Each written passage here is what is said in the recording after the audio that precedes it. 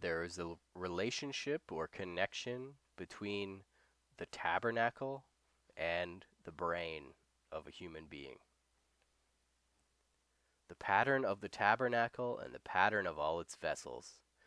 It is an accepted concept that the various components of the tabernacle on earth were replicas or symbols of concepts which exist in higher regions. One of the outstanding features of the tabernacle was the fact that it was divided into three parts. One, the area beyond the dividing curtain, the western part.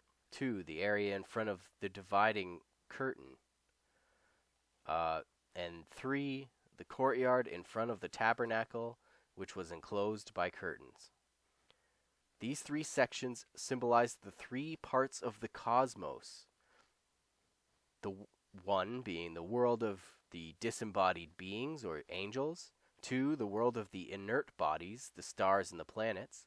And three, our terrestrial universe, inhabited by living creatures with bodies. Upon examination, we shall find that man, the most important creature in our lower world, is also composed of three parts, representing the division of the whole cosmos into three parts. This is why man is called a microcosm, a world in miniature by the sages. The three parts are the world of creatures capable of verbal communications, the world of all kinds of living and moving creatures, and three, the world of vegetation, life and motion limited to the roots of these plants in the soil. So those are the three parts. Creatures capable of verbal communications,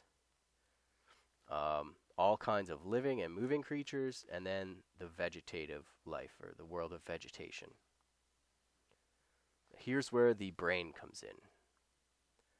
The innermost part of the tabernacle contained the holy ark, the tablets, the cherubs, all of which were interior vessels that remained hidden from view as they housed the entourage of the Shekinah.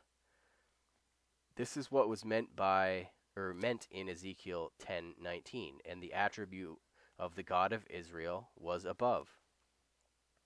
The attribute has also been described as dwelling with the cherubs in Psalms 80 verse 2.